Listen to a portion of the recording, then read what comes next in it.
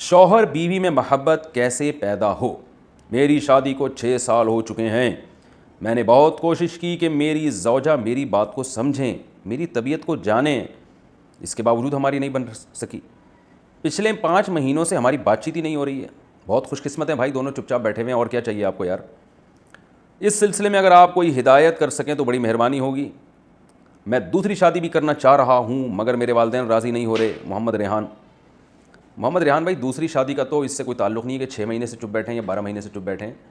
بیوی سے تعلقات اچھے ہیں برے ہیں وہ تو بالکل ایک الگ میٹر ہے, اس پر تو میرے الگ سے بیانات ہیں. وہ تو عدل کی طاقت ہے, تو آپ دوسری کر سکتے ہیں. والدین کا راضی ہونا ضروری نہیں ہے اس میں, یہ تو اللہ کی طرف سے اجازت ہے. اس میں شرط یہ ہے کہ دونوں بیویوں کے حقوق ادا کریں. آپ تو حقوق ادا کر سکتے ہیں تو 2 کے بجائے 4 کر لیں. حقوق نہیں ادا کر سکتے تو 2 کیا 1 کی بھی اجازت نہیں ہے شریعت میں. پھر رہا یہ مسئلہ کہ آپ کے اور آپ کی وائف کے درمیان محبت کیسے پیدا ہو, تو دیکھیں وہ مشہور مقولہ ہے نا, تالی دونوں ہاتھوں سے بجتی ہے. تو آپ کو آپ کی وائف آپ کی طبیعت کو نہیں سمجھ پا رہی ہیں تو ان کو بھی یہی شکایت ہوگی کہ آپ ان کی طبیعت کو نہیں سمجھ پا رہے. تو میاں بیوی کا جو رشتہ ہے وہ کمپرومائز کرنا پڑتا ہے. کچھ اپنے حقوق سے دستبردار ہونا پڑتا ہے, کچھ اپنے مزاج کو کچلنا پڑتا ہے, تو اور کچھ سامنے والے کو چاہیے وہ اپنے مزاج کو دائیں بائیں کرے. اگر دونوں میں ہی اکڑ ہوگی, دونوں ہی ڈھیٹ بن کے اپنے مزاج پہ اکڑے ہوئے ہوں گے تو پھر نہیں بن سکتا معاملہ. تھوڑا سا آدمی کو وائف کی طبیعت کا خیال کرنا پڑتا ہے اور اپنے مزاج سے تھوڑا سا اپنے مزاج کو چینج کرنا پڑتا ہے. تو آپ پوری کوشش اگر اسی کی کریں گے کہ آپ کی وائف آپ کی طبیعت کو سمجھ جائے تو شاید کامیابی نہ ہو. کچھ اپنی طبیعت سمجھا دیں اور کچھ اپنی طبیعت کو چینج کر لیں بیگم کے حساب سے, کچھ کمپرومائز کریں. تو بیگم کو بھی یہی چاہیے کہ وہ بھی 100% اپنی طبیعت آپ پہ مسلط نہ کرے, بلکہ کچھ آپ کو اس کی رعایت کریں اور وہ آپ کی رعایت کر لے, کچھ وہ تھوڑا سا اپنے آپ کو چینج کر لے. تو یہ لچک جب تک نہیں ہوگی تو یہ معاملہ چلتا نہیں ہے, کہیں بھی نہیں چلتا.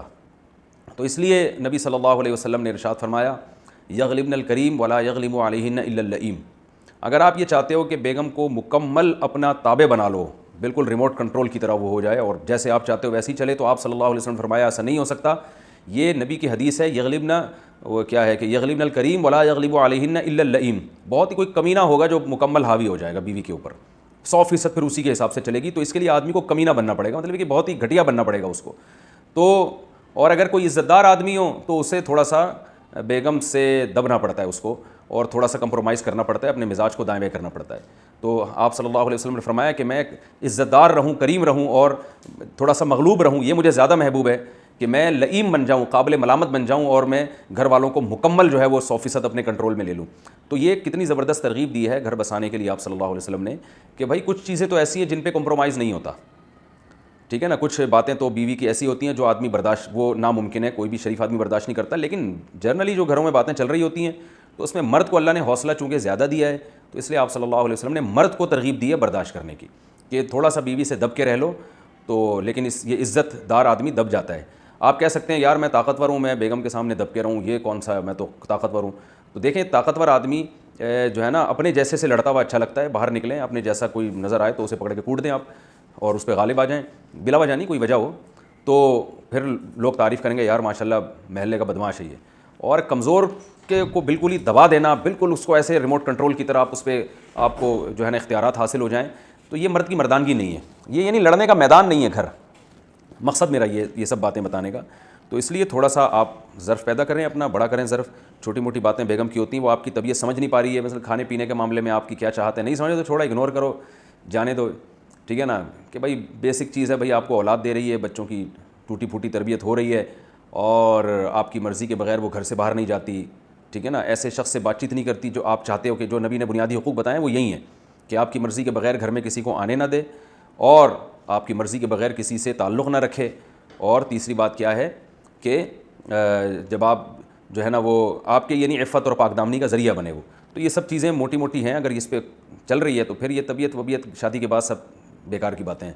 ہر کوئی جو آدمی جن کے مزاج ہوتے ہیں نا, میرا مزاج ایسا ہے, میں اس مزاج پہ کمپرومائز نہیں کر سکتا, تو وہ دنیا میں کہیں بھی آپ جب جاب کرتے ہیں تو آپ کو باس آپ کے مزاج کا تھوڑی ملتا ہے, وہ الٹی باتیں کر رہا ہوتا ہے, آدمی کو دبنا پڑتا ہے باس کے سامنے, کیوں, جاب بچانے کے لیے. تو اسی طرح میرے بھائی گھر بچانے کے لیے بھی کچھ تھوڑا سا لچک پیدا کرنی پڑتی ہے, اپنے اصولوں کو تھوڑا سا دائیں بائیں کرنا پڑتا ہے. گھر میں اور باہر کے ماحول میں بڑا فرق ہوتا ہے. ہر آدمی گھر کے باہر بدماش ہوتا ہے, گھر میں جا کے تھوڑا سا بدماشی ختم کرنی پڑتی ہے. ہاں کوئی ناقابل برداشت معاملہ ہو جو بالکل ہی, جیسے میں نے بتایا نا, بعض خواتین شوہر کے ماں باپ کو گالیاں دے رہی ہیں وہ, تو اس طرح کی کوئی خطرناک نوبت ہو تو پھر ایک الگ بات ہے, اس کو پھر شریعت نے جو بتایا ہے اس میں شریعت نے بتایا کہ دونوں طرف کے خاندان والے بیٹھ کے مسئلہ حل کریں، نہیں حل ہوتا تمیز سے علیحدگی اختیار کریں پھر. لیکن آپ کا مسئلہ مجھے ایسا معلوم نہیں ہوتا، علیحدگی تو بہت ہی آخری یعنی حل ہے. اچھا.